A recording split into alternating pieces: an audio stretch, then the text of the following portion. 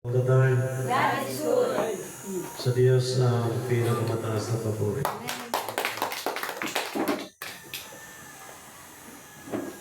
Happy Feast of Unleavened Word. Amen. Praise God. Sa paliwanag po ni Apostol Pablo, binasa po kanina. At merong kasunod na sinabi si Apostol Pablo.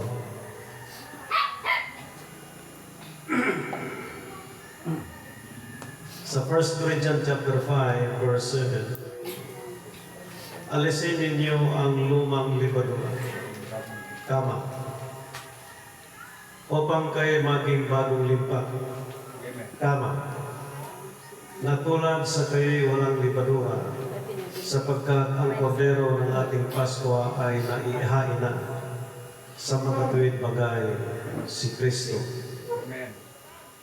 Kaya ipangilin natin ang pista hindi sa lumang libadura ni si libadura man ng masamang akala at sa kasamaan, kundi sa tinapay na walang libadura ng pagtatapat at ng katotohanan. Sincerity of God.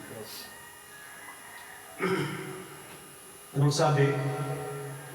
Ipapangilin ang pista hindi sa lumang libadura, hindi sa libadura man, ng masamang akala at ng kasamaan, kundi sa tinapay na walang libadura ng pagtatapat at ng katotohanan.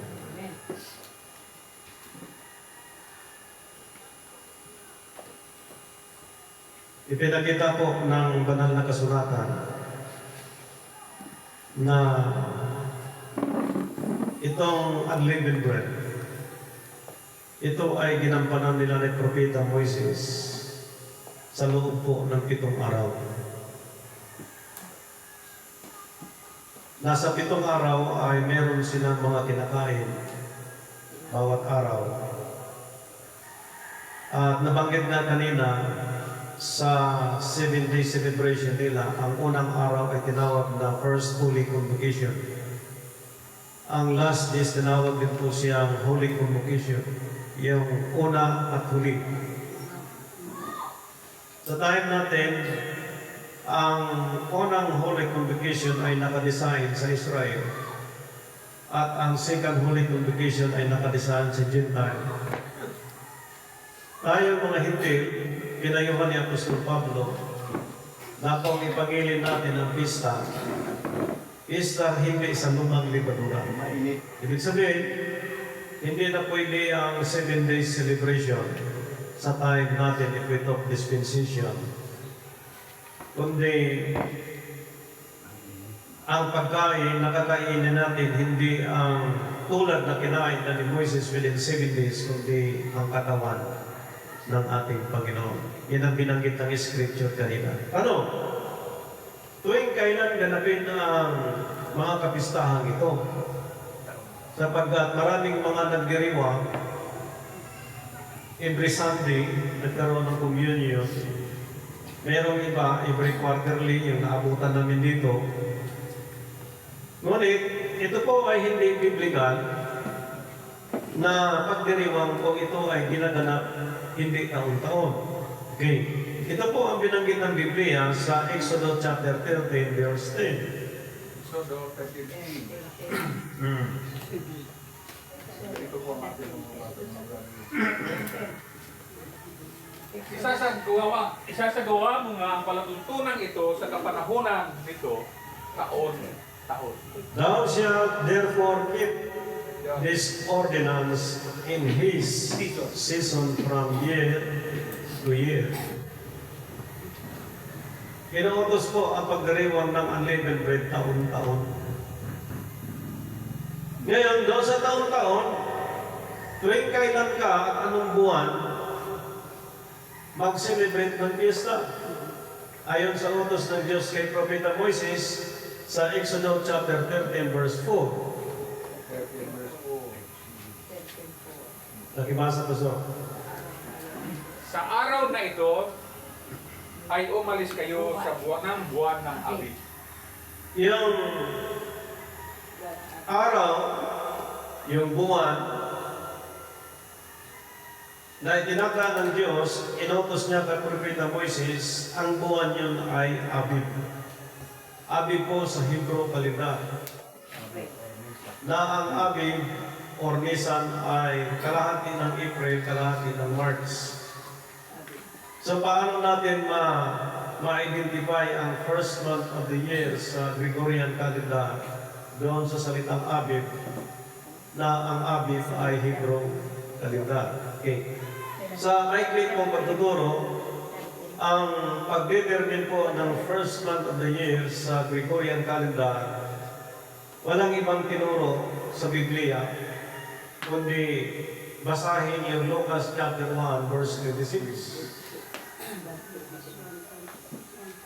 Sa madaling sabi, dumating si Gabriel sa buwan ng ika-6 na buwan, which is June, kay Mary, upang sabihin ang mensahe na mula sa Diyos na ipaglihim ni Mary ang tagapagligtas. Nung tinanggap ni Mary ang binhi, ang buwan ay magsisimula sa buwan ng July. Ibig sabihin, nagbuntis si Mary from July, na ang bata kailangan nasa loob ng nanay ay may panganak siya ng eksaktong 9 na buwan. So sa competition po, malinaw na ang pang 9 months ni Jesus Christ na may panganak ni Virgin Mary sa Gregorian calendar ay March. Lahat ng doktor sa buong daigdig, under oath, ang babae hindi pwedeng manganak ng 10 months, hindi rin pwedeng manganak dapat ng 7 months, kundi eksaktong 9 months, sapagkat kung sobra sa 9 months ang tawag niya ay overdue. Pag mababa sa 9 months ang tawag niya ay, and hopefully, ang mga churches makatugma ng tamang kapanganakan sa pagsunod sa Diyos. Kapag hindi, maaaring maraming mga church ngayon, overdue at saka premature ang araw na tinanggap doon. So mapanganib po, sapagkat ang tawag natin kapag ang bata overdue at saka premature, may diferensya. So titingnan natin paano nagkaroon ng diferensya. Okay. So ibig sabihin, ang 9 months si Jesus Christ, ang buwan po ng March. Nung pinanganak siya, ang kasunod na buwan nun ay April. Ang April ay first month ni Jesus Christ sa daigdig na ito. So meaning, ang first month of the year na inutos ng Diyos kay Moises na kailangan ihanda mo ang dapat mong gawin sa itong first month of the year, which is Abib. Sa Hebrew calendar, pagdating sa Gregorian calendar, ay April ang first month of the year. Yun pong salita na ang Abib o Nisan, kalahati ng March, kalahati ng April, sapagkat sa buwan ng March, pinanganak si Christ, sa buwan ng April ay first month ni Jesus Christ sa daigdig na ito. Ibig sabihin, ang nagbigay ng first month of the year sa Gregorian calendar para po maalis yung libadura, sabi ng 1 Corinthians chapter 5, alisin ninyo ang lumang libadura, ibig sabihin, lumang paniniwala, lumang paglilingkod, lumang hindi ayon sa kalooban ng Diyos, binasa na kanina, kailangan alisin yun sapagkat si Kristo ay naihain na sa mga tuwing bagay si Jesus Christ. Okay. Kailan ganapin? First month of the year. Bakit taon-taon? Sapagkat pagkatapos ng Passover, bibilang ka ng 7 weeks para po sa Feast of Pentecost. Pagkatapos ng 7 weeks, bibilang ka ng 7 months para sa Feast of Tabernacle. Kaya kung gagawin ito ng every quarterly, every week ng communion, ang tanong, kailan magsisimula ang bilang para po sa sunod na piyesta kung gagawing linggo-linggo? Pag mali ang celebration ng Passover, una, mali na rin po yung Feast of Pentecost, mali na rin po yung Feast of Tabernacle. Kaya po, pinagdiriwang siya taon. Base sa sinasabi ng Diyos kay Propeta Moises. Ngayon, dito po sa atin pong pagdiriwang ito, bagamat meron pa tayong oras, no? Puntahan natin yung 2 King chapter 25. Sapagkat dito po, ipinakita sa Old Testament ang magiging kaganapan sa ating panahon, magiging babae, magiging lalaki, magiging ang sinuman. Nasa panahon natin, ipinakita po ang higpit ng Diyos doon sa mga taong sumusunod sa Kanya at magparusa ang Diyos doon sa mga taong hindi susunod sa Kanya. Kaya mahalaga po dito yung pagsunod ng tao sa paglilingkod sa Diyos. Kapag kanina binanggit na po ng ating kumagagawa na kapag mali ang celebration, kung pinutol yung unang sanga, which is Israel, puputulin din tayo na Gentile, ulibo, na dinugtong lang. Dahil makapangyarihan ng Diyos, pwede pong isanin ulit ang Israel kahit nagkamali sa kanila kung ang Hintil magmalaki. Kailangan eksakto po ang celebration. Okay. Bago natin balikan yan, ipinakita po dito sa 2 King chapter 25 ang tungkol po sa pinag-uusapan natin. Are we ready? Amen. Okay. So, ibig ng Diyos na ang bawat isa ay makapokus. Okay, kung naiihig kayo, huwag na muna, no? At focus natin to sapagkat ito ay medyo may kalaliman ng puti.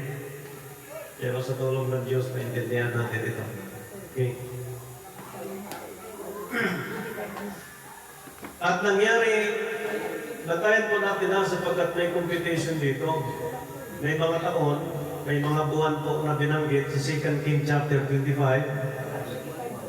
Wala kang verse 25? Wala kang chapter 25? Wala pang verse. 2 King chapter 25? Verse ano? Kalawang hari. Kalawang hari. 2 King Huwag na yung una. chapter 25. Natayan po natin po kasi mahalaga itong binanggit na instruction ng Diyos kay Propeta Moises. On the first month of the year, and then year to year. Okay? Uno, magsimula. So, ipinakita dito yung kahalagahan po ng paggamit ng mga taon at buwan na kung tumawag mo siya ng hari, tumawag mo siya ng mga lingkod ng Diyos para mag-lead sa bayan, may mga taon po yan itinakda ng Diyos. At napapansin natin dito sa ating binabasa kung gaano kahalaga po yung mga appointed time na itinakda ng Diyos. Tulad ng mga lingguhang paglilingkod, buwanan at taunan. Ayan. Okay. Nandiyan na po kayo, Nay? Opo. Okay. Kala ko nagkulang yung Bible mo. Alipinting pala yan.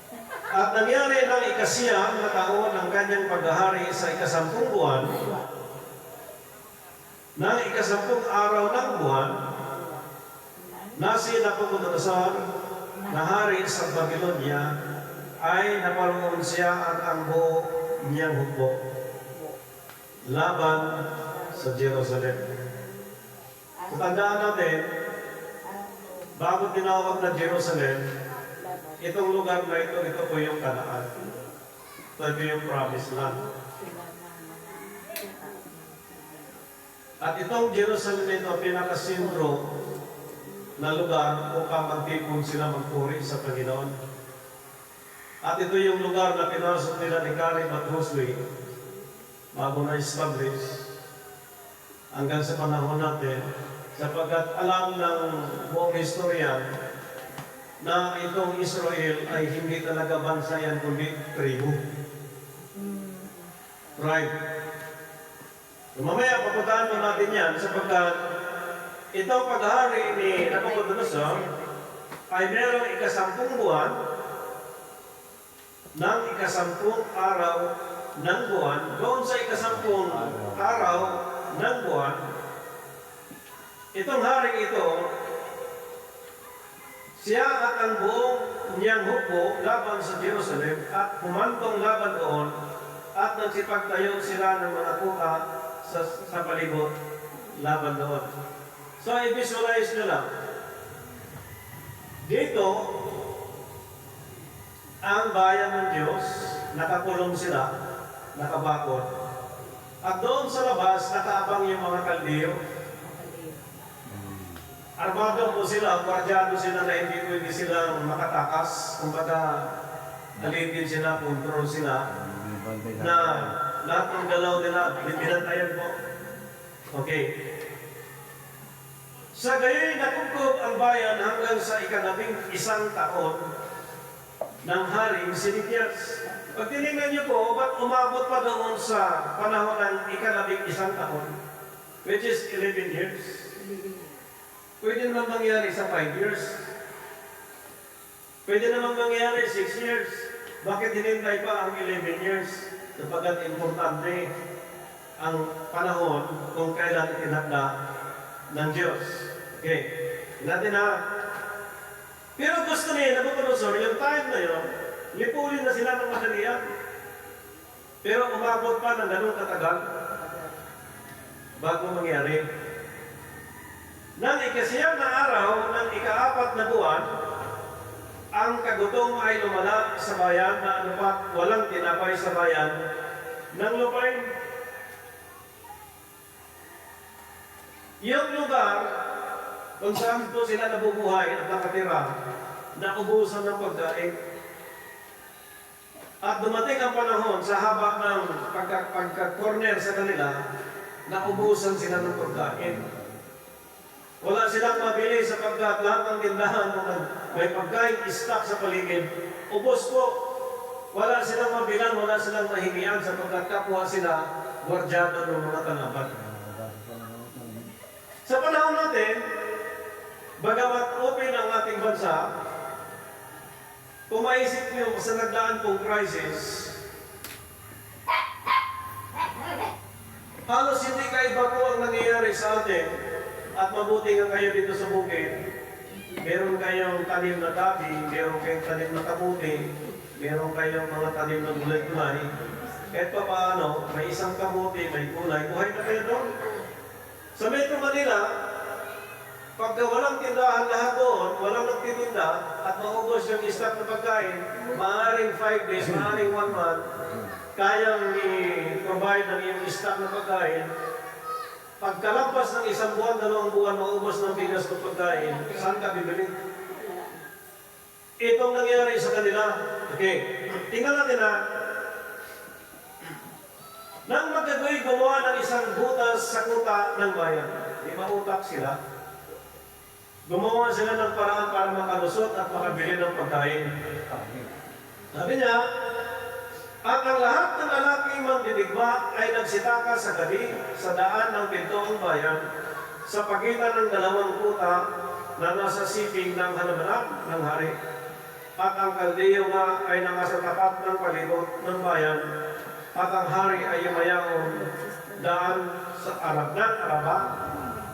Ngunit hinabol ng hukbo ng mga kaldeyo ang hari at inabutan nila siya sa mga kapatagan ng Jericho at ang buong niyang hukbo ay nangalat sa kanya. Verse 6, nang magkagayoy, inuha nila ang hari at dinala niya siya sa hari sa Babylonia sa Ribla at sila ay nagbigay ng kahaplan sa kanya at kanilang pinatay ang mga anak ni Sinikyas sa harap ng kanyang mga mata at inukit ang mga mata ni Sinikyas at siya ay nilagyan ng daman at dinala siya sa Babylonia. Nang ika-5 buwan nga ng ika-7 araw ng buwan na siyang ika-19 na taon ng haring Nabucodonosor, 19 years, na hari sa Babylonia ay naparoon sa Jerusalem ni Nabuzaradan na punong kawan ng bantay ng lingkod ng hari sa Babylonia. Chinicheck yung Jerusalem kung sino doon ang dapat itira at patayin. At yung nangyari na nagbuta sila doon sa kuta para makabili ng pagkain, inabangan sila ng kaldiyo, okay? At nung nahinapol sila at nakabutan, pinatay sila at yung mga anak ni Sidikias pinatay at si Sidikias dinukot ang mata. Ngayon, itong puno ng kawal ng Babylonia, itong si Nabuzaradan, punong kawal ng bantay, na lingkod sa hari ng Babylonia, at kanyang sinunog ang bahay ng Panginoon. Ang ginawa niya doon sa Jerusalem, yung mga nananahan doon, yung mga bahay doon, pinagsusunog. Sa mga tuwid bagay, bawat malaking bahay ay sinunog niya ng apoy. Ibinagsak ang mga kuta ng Jerusalem sa palibot ng buong hukbok ng mga Kaldeo na kasama ng punong kawal ng bantay. At ang lalabi ng mga tao na naiwan sa bayan at iya ang nagsihiwalay na nagsihilig sa hari sa Babylonia at ang lalabi sa karamihan ay dinalang biyag ni Nabuzaradan na punong kawal ng bantay. Batayan niyo po yung mensahe. Ang sino mang close ng hari, medyo safety. At sino mang nakipagkaibigan, sumuko, sumurinder sa hari, kinalinga sila. Walang pagkain, pinakain sila, tinulungan sila. Okay? Ngunit iniwan ng punong kawal ng bantay ang mga pinakadlukha sa lupain upang maging mag-uubas at magbubukid. Kaya minsan naisip natin, karamihan sa mga nahihirap nasa bukid at karamihan sa Metro Manila, mga mahihirap maging sa bukid at nag-uuma. Kaya pala talaga, noon pa, tinira nila itong mga tao na may kakayahang mag-uuma, magtatanim ng mga halaman ng mga takanim sa lupa, tulad ng mga farmers. Pinili nila kung sino yung pwedeng iiwan na mag-ugmad kung tawagin sa Bisaya sa lupain. Para pagdating ng panahon pag nag-harvest, iyan mga mahirap na yung tayo na ng sintakin. Kaya sa ating panahon, ito land gravel ay talagang nangyayari yan. Ang NHC sa Caloocan bago ma-restore na isang National Housing Authority, talagang dumaan sa matinding labanan. Ang kinan ng lupa kung sino yung mga pangalan ng mga apelyido na akin yung lupa, akin ang lupa. Ang tao na divide ng time na yun. Kalaunan, pagtakbo ng ilang taon, hanggang na-reconcile, nabuo, unti-unti nagkaisa at lahat nagpasakop sa gobyerno. So, like sa Old Testament, halos umabot ng 19 years si Nabucodonosor bago niya makungkir yung kanyang mga kalaban, which is yung bayan ng Diyos. Okay? Ngayon, mapapansin mo dito, bumibilang siya ng taon at buwan, at nakita mo rin dito kung ano ang hapis at hirap na dinanas po nila bilang bayan ng Diyos na nasa Jerusalem, na sa panahon natin, kalimitan pong nag-sacrifice at naghirap, yung mga nanindigan sa katotohanan, kalimitan sa mga inuusig, yung mga nagpakatatag sa paglilingkod sa Diyos. So, bantay po tayo sapagkat dito, ang majority sa Christian dito sa bansa natin, ito po ang kailangan natin maintindihan mabuti na maunawaan natin ang tungkol po dito sapagkat mahalaga po yung pagtukoy ng mga panahon at mga pangyayari sapagkat ngayon sa panahon natin hindi na po dapat katakatakahan yung mga mangyayaring hirap sapagkat may propesiya na sa Biblia na kailangan mangyari. Ngunit ang kailangan na makita dito, yung mga pangyari ng bawat panahon kung bakit nagaganap yun. Okay, tingnan natin kung paano ang bayan ng Jerusalem nakipagkaibigan. Ito pang binanggit ng verse 13. At ang mga haliging tanso na nangasa bahay ng Panginoon, at ang mga tungtungan at ang nadagdagatan na tanso na nasa bahay ng Panginoon ay dinurog ng mga Kaldeyo. At dinala ang tanso sa Babylonia, at ang mga palyok, at ang mga pala, at ang mga gunting. Grabe naman ito, talagang renovation.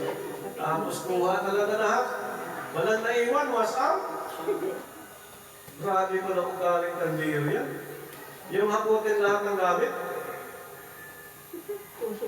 Ano pa? Kutsara.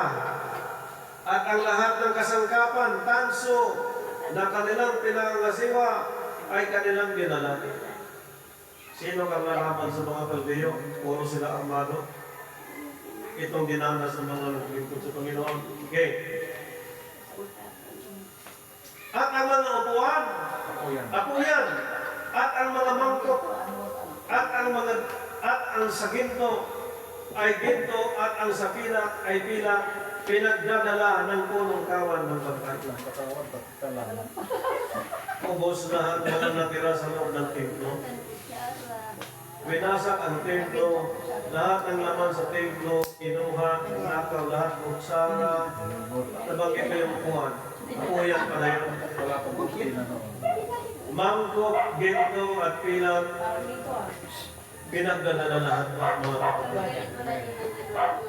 Hindi kaya dinanas natin itong sinabi ng Scripture sa buhay natin dito? Amen.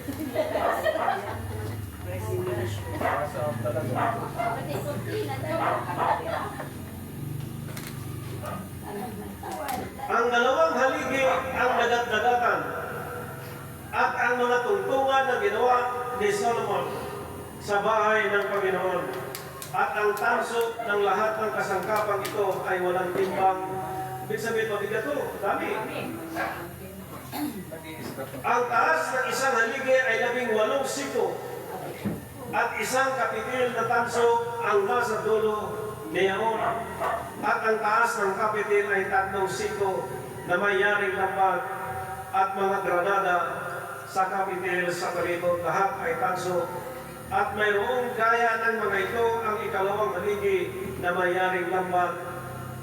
At kinuha ng punong kawan ng bangkay si Saraías na dakilang saserdote at si Soponias na ikalawang saserdote at ang 3 tagatanod pinto. Hallelujah. At sa bayan ay kumuha siya ng isang pinuno na inilagay sa mga lalaking manliligma at 5 lalaki sa kanila na nakakita ng mukha ng hari na nangasumpungan sa bayan at ang kalihim ng punong kawan ng hukbo na humusay ng bayan ng lupain at 60 lalaki ng bayan ng lupain na nangasumpungan sa bayan at kinuha sila ni Nabuzaradán na punong kawan ng bantay at dinala sila sa hari ng Babylonia sa Ribla. Bantayan nyo. Sinaktan sila ng hari ng Babylonia at pinatay sila sa Ribla. Mga saserdote, mga naglilingkod sa Diyos, hinuli ng punong kawan, dinala sa Babylonia, pinatay sila. Now, bago tayo magpatuloy,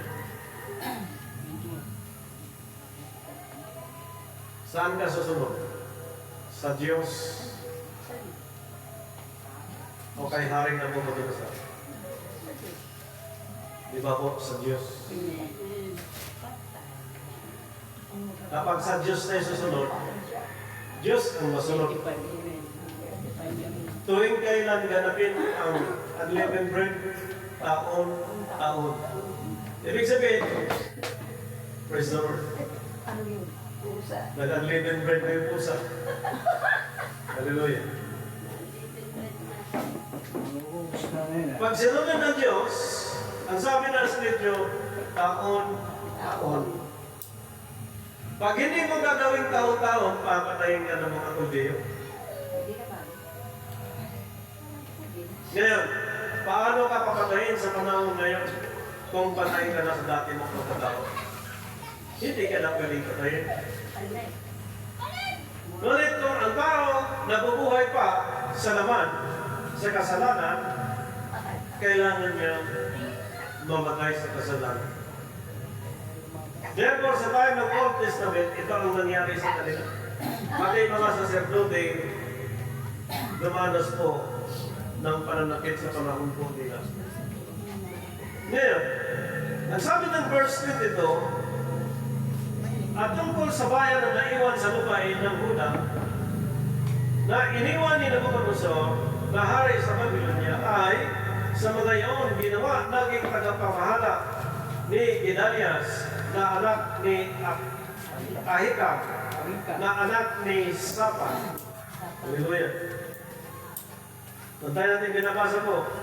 Nang mabalitaan nga ng lahat ng pinuno ng mga hukbo nila at ng kanilang mga lalaki na ginawang tagapamahala si Gedalias ng hari sa Babylonia, ay nagsiparoon sila kay Gedalias sa Mispa sa makatuwid bagay si Ismael na anak ni Natanyas at si Johanan na anak ni Karia at si Saraiya na anak ni Tanumit na nito Patita at si Jaasyanas na anak ng mga Katiyo.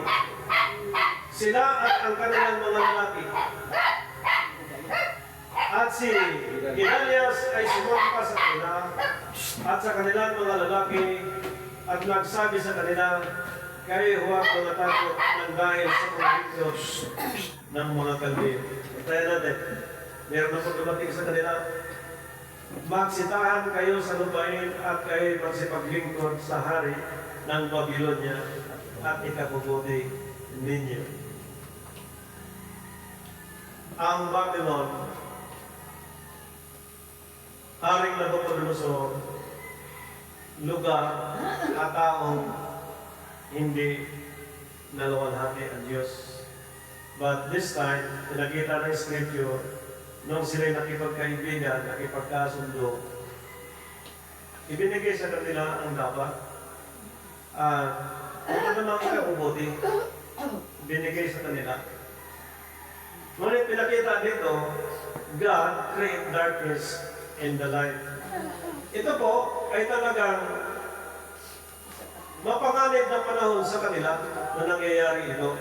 Sometimes nangyayari sa atin yun. Na minsan ang mga pastor nakikisabuhatan sa mga hindi makatuwirang pakikipagsabuhatan. Nasa tingin nila, malagay sila sa langanin pagdating ng panahon. Sapagkat ngayon po, kung tutusin ang lupa, bibihira ka makakita ng makanting lupa. Karamihan po mga may-ari na. At minsan pa, Inaagaw pa. inaagaw po yung mga lupa pag lingat ka nga ng bukas, iba nang nakatayo. At naalala ko sa bagong sinang ganun pong nangyari. Ilalagyan ng kubita ng CR, ilalagyan ng pangalan, palatandaan na mayroon na nakabili. Kasi doon, malingat ka ng 3 araw, pagbalik mo, iba na.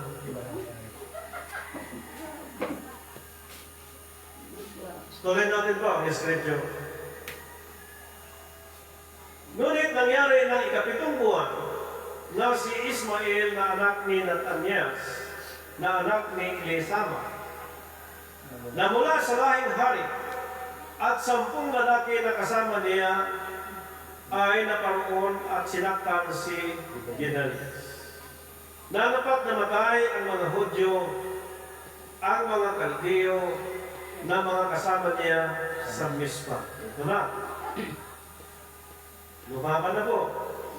At ang buong bayan maliit at gayon din ang malaki at ang mga pinuno ng hukbo ay nagsitindig at nagsiparoon sa Ehipto sapagkat sila'y nangatakot sa mga Kaldiyo. Na-division sila. May natakot, may hindi, may nanindigan, may tumalikot, like umiwan. Ganun palang labanan ngayon. Natakot din mamatay. Sino bang sundan natin? Si best friend? Si friend? Si Lord. Walang magagawa. Si Jesus Christ? O saan ba talaga akong church? Si Lord. Saan ba talaga ako maglilingkod? Okay? Iligtas ka ba ng best friend? At nangyari ng 37 taon ng pagkabihag ni Joachim na hari sa Huda ng 12 buwan ng 27 araw ng buwan na si Evil Merodach na hari sa Babylonia ng taon na siya'y magpasimulang maghari. Ibig sabihin, di ba na po? Iba ng hari. After Nabucodonosor ay itinaas ng uno ni Joachim na hari sa Juda sa bilangguan iba. Iba ang posisyon ng hari na ito after Nabucodonosor. Na itong si Joachim na hari sa Juda na nasa bilanggo, kinuha niya, nilabas niya, itinaas niya sa kanyang posisyon. Tingnan niyo ha. At siya nagsalita na may kagandahang loob sa kanya at inilagay ang kanyang luklukan sa itaas ng luklukan ng mga hari. Kumbaga, ito yung upuan ng hari. Yung kay Joachim doon sa taas. Ito si Joachim, nagsalita siya na may kagandahang salita. Yung hindi ba yung mga salitang biloy-boy mo yung tao. Hindi yung mga salitang may samang loob ka sa kapwa, may galit ka sa kapwa, hindi. Meron siyang magandang pa. Pero alam niyo, Joachim, yung history, yung mga kapwa niya naglilingkod sa pati mga saserdote, pinagpapatay. Na dapat ang kanyang damdamin sa panahon yun, magiganti ako, hariya kaya ako, may kawan din ako. Pero hindi niya inisip na i-otos o magpakita sa kanyang sarili na galit siya doon sa dating hari na naglingkod sa mga kasama niya naglingkod sa Panginoon. Ngayon, bagos nagsalita siya na may kagandahang pantalita. Ang sabi dito, at kanyang pinalitan ang kanyang damit na pagkabihag at kumain si Joachim ng tinapay sa harap niya na palagi sa lahat ng kaarawan ng kanyang buhay. At tungkol sa kaloob sa kanya, may palaging kaloob na ibinibigay sa kanya ng ang hari. Bawat araw isang bahagi ng pagkain lahat ng mga araw ng kanyang buhay. Ang sabi sa English, in his allowance was a continual allowance given him of the king, a daily rate for every day, all of this of his life. Ibig sabihin po, na kahit may mga nangyayaring division, argue, and trouble, if we talk unleavened bread, kapag ang tao nakakain na ng katawan ni Kristo at nakainom na ng dugo ni Kristo, ibig sabihin, ikaw ay handa doon sa ministeryo upang humarap sa iba't ibang problema, iba't ibang suliranin. Kahit sa daming nangyayari left and right, harap at sa likod, mga persecution, itong haring ito nagsalita ng mga salitang magandang salita. Hindi siya nagbitaw ng salita kung laban sa kaniluman. At nagustuhan siya ng hari. At ang sabi dito, nung ginawa nitong haring ito, and his allowance was a continual. Halimbawa, magkano rate ngayon sa minimum? Ang binigay sa kanya, tuloy-tuloy yun. Okay na. Tuloy-tuloy. Tingnan mo lang. Ang sabi dito, binigay sa kanya yung daily rate for every day, all of this is life. Now, Doon may laban. Diyos nakakaalam Doon lang, diba? kung kailan ang buhay natin sa daigdig na ito. Saan doon banda? Tayo din ay makapag-testify sa ating sarili Pastor. kung ilang bisis na tayo dumaan sa mahigpit ng malaking problema sa daigdig na ito. Especially material. Ngayon, itong lugar na ito ay dumanas sa maraming problema na bibihira kung makasurvive. Tingnan ko. Yung posisyon. At ang pinakita sa dulo na ito, kung material ang hinahanap, pagkain ang hinahanap, daily rate o allowances ang hinahanap, kapag tama ang iyong pananalita, tama ang iyong pag-iisip, tama ang iyong pag-ipag-usap, ibig sabihin hindi ka pabayaan tayo ng Diyos na magutom, maguhaw, because God will provide. And that is our King. Hindi lang si Nabucodonosor, hindi lang si Joaquin. Ay, tama lang. Our King is our Lord Jesus Christ. He is the provider. Ngayon, ang pinakita ng Scripture, walang magugutom, Hindi sa natin. walang hindi masulduhan, sapagkat ang mag-provide, yung King. Who is our King in our life? Tingnan natin. Okay, puntahan natin yung isang scripture po dito sa Aklat ng Mateo. Puntahan po natin yung pagkasulat po sa Mateo chapter 2, verse 2. Chapter 2, verse 2 na... Okay. Okay. Saan naroroon ang ipinanganak na hari ng mga Hudyo? Mm. Sapagkat aming nakikita ang kanyang bituin sa silanganan at naparito kami upang siya ay sambahin. Ano tawag sa kanya? King of the Jew.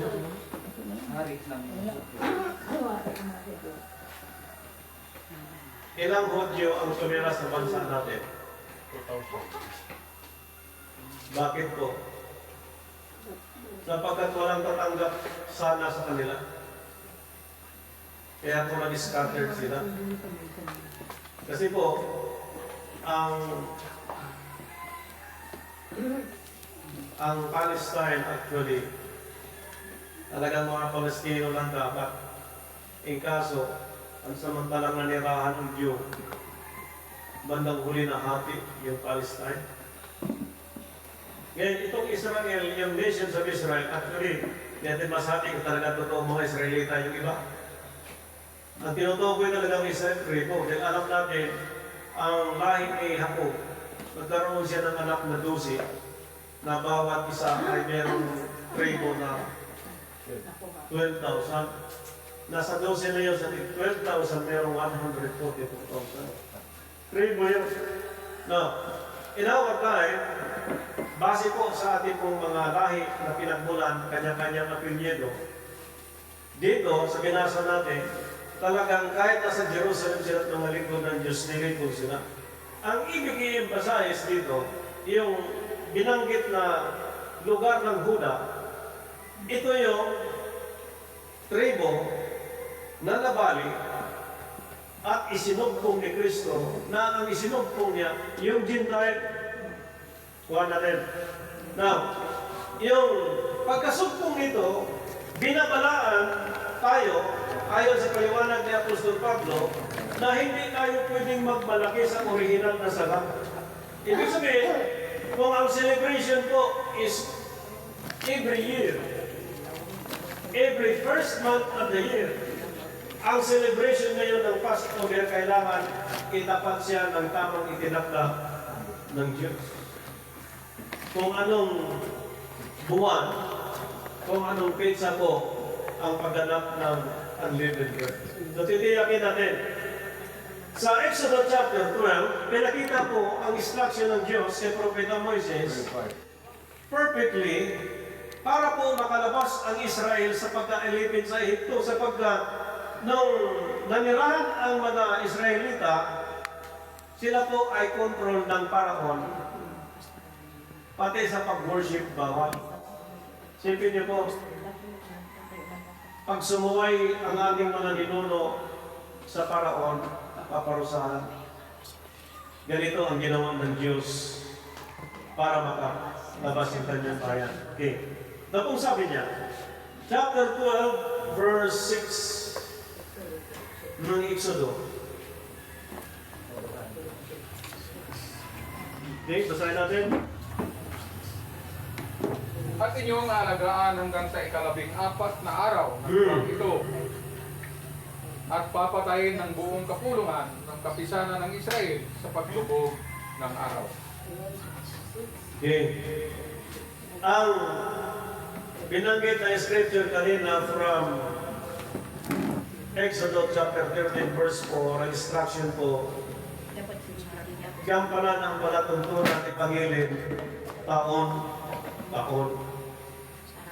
Ngayon doon sa taon-taon on the first month of the year, which is Aviv, sa Hebrew calendar, April, sa Gregorian calendar, ang instruction ng Diyos on the first month of the year, pinakuha si Moises ng kordero na 1 taon ng edad.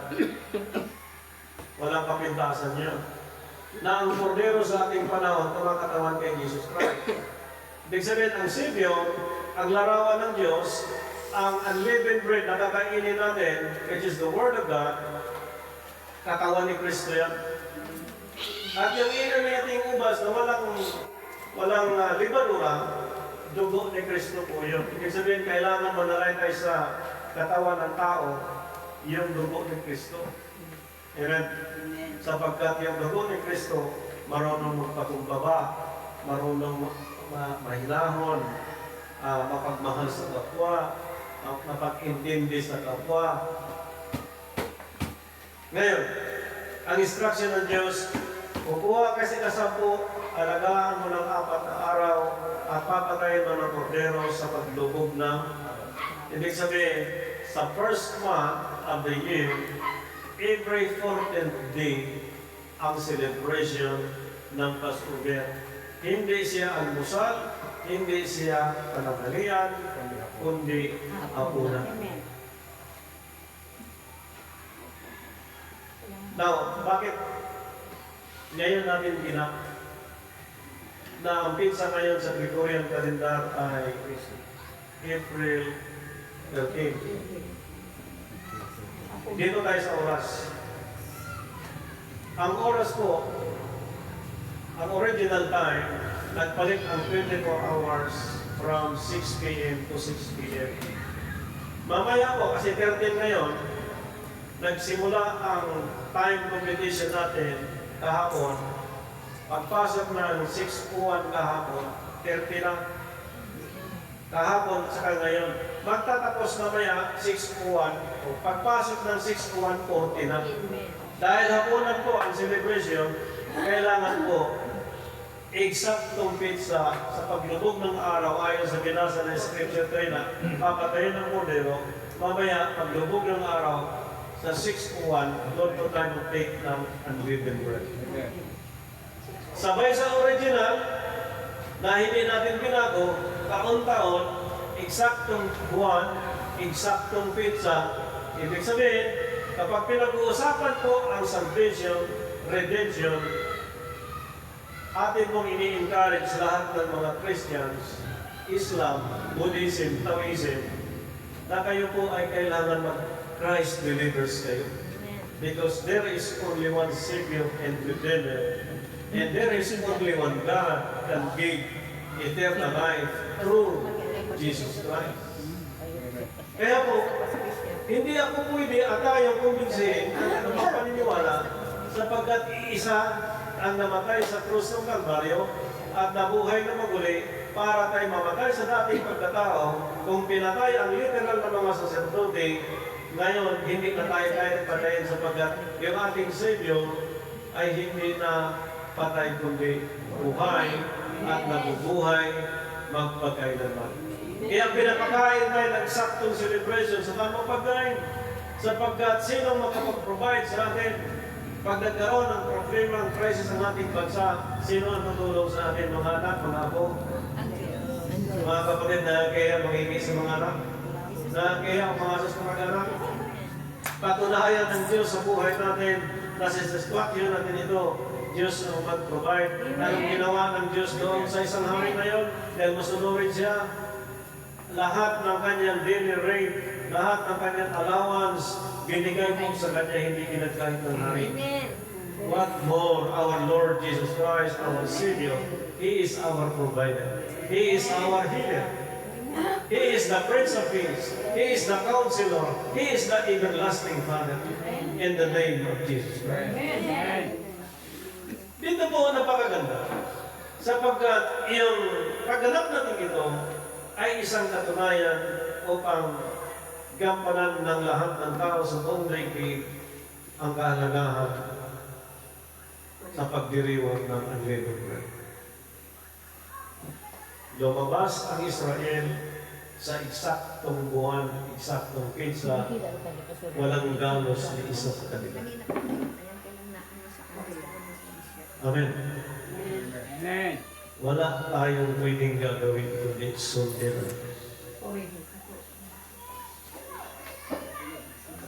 Yung pagsunod natin sa Diyos ay pinakamahalaga sa buhay ng bawat tao, sa bawat nabubuhay. Kung ikaw nanirahan sa Corinthian Buildings, kung ikaw ay nanirahan sa Dasmariñas Buildings, kung ikaw nanirahan sa mga sikat na mga subdivisions, if you are not in Christ, you can do nothing. Pastor, I am a priest, I am a bishop. Pero ang celebration is pagsunod sa traditions of man. Ang communion ginagawang every week, tuwing may kasal, tuwing may patay. Ang ibang mga pastor ginawang every quarterly. Ito ang nangyayari sa bansa natin dahil sa pagganap ng balik. 1 Corinthians chapter 11 verse 17. 1 Corinthians chapter 11 verse 20. 17. Datapwat sa pagtatagubilin sa inyo nito ay hindi ko kayo pinupuri sapagkat kayo nagkakatipon ng hindi sa lalong mabuti kundi sa lalong Tingnan niyo po. Halos lahat niyo nag-celebrate ng Passover or unleavened bread. Kaya lang, every week, every quarterly. Ang ating mga brother, walang masamang ginawa kung nakarang Semana Santa. Nag-swimming break. Kailangan nila ang maalat na tubig. Amen. Pero kung mga milyonaryo sana to, hindi na sasabay sila daw sa Semana Santa. Magbukod na lang tayo ng buwan. Amen. Hindi tayo sasabay sa tradisyon. Pero wala silang magawa. Meron yatang pinansin mong tayo ngayon. Ngunit, ang mga kapatid, dahil nagsalita sila ng magandang salita, walang pangit na salita, nakarating sila doon ng mahusay na kalubog pasingit. Ganon sa isang hari, naging mabuti sila at binigay sa kanila ang kasayahan, ang kagustuhan, ang kailangan. Ganon din sa ating panahon. Kapag nakasunod ka sa tamang pagsunod sa Diyos, kung nagawa niya ng Nabucodonosor yung magandang pagbigay sa kanyang mga lingkod, what more pa si Jesus Christ? Malungkot kung tutuusin ang nangyari sa kanila. At hindi na pwede ulit na mangyari sa atin. Sapagkat dito po, ipinakita ang crisis, bakit napuno ang tao sa mga ospital at ang daming may sakit sa ating panahon. Sapagkat sabi ni Apostol Pablo, hindi ko kayo pinupuri sapagkat kung mali sa madaling sabi ng celebration, lalong naging masama. Okay. Sabi ng verse 18, sapagkat unay-una nababalitaan ko na kung nangagkakatipong kayo sa iglesia, ay mayroon sa inyong mga pagkakabahagi. at may, Pagkakabahagi.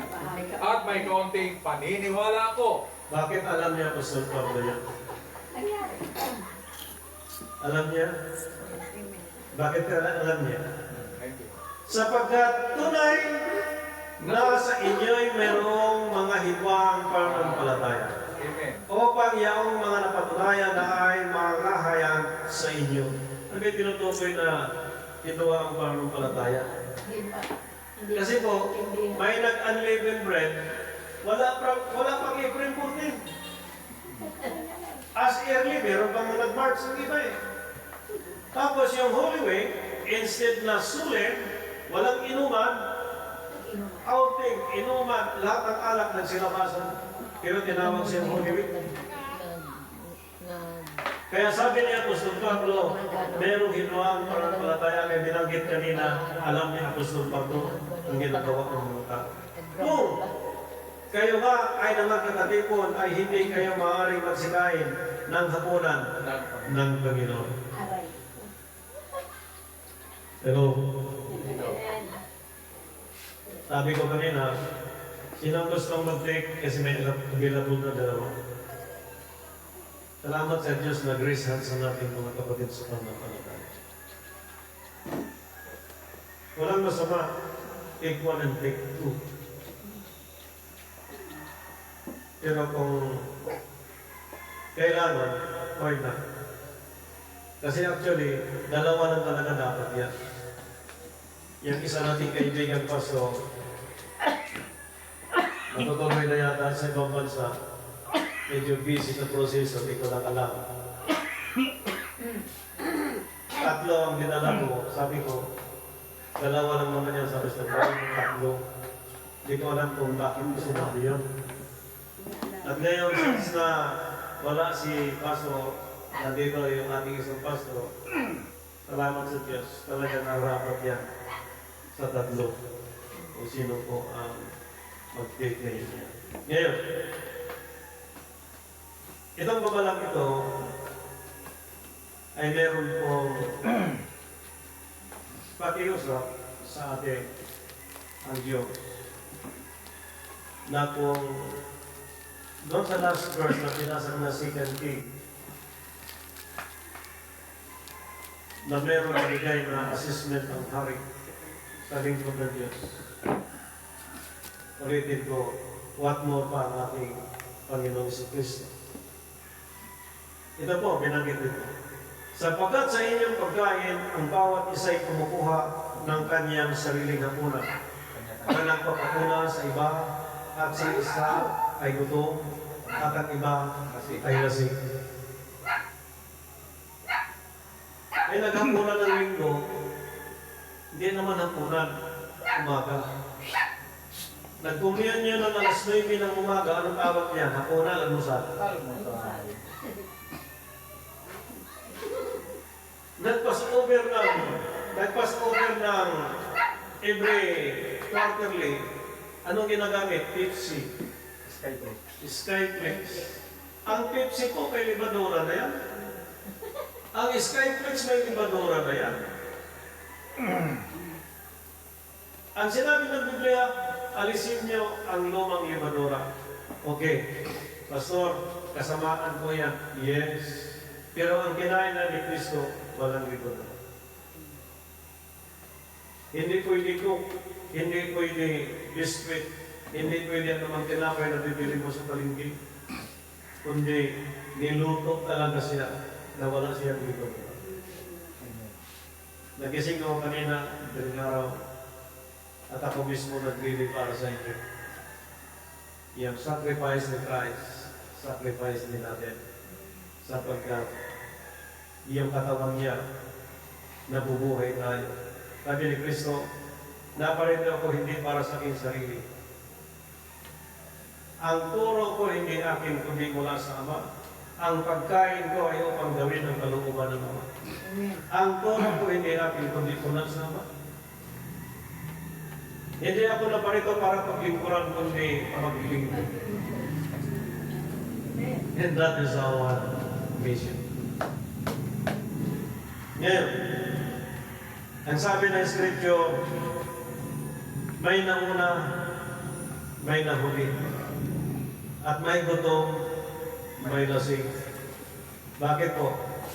Oras na nakatake ka ng unleavened bread, hindi ka na pwedeng kumain ulit o kaya. Oras na nakatake ka ng blood of Jesus Christ, hindi ka na pwedeng uminom mamaya ng uminom.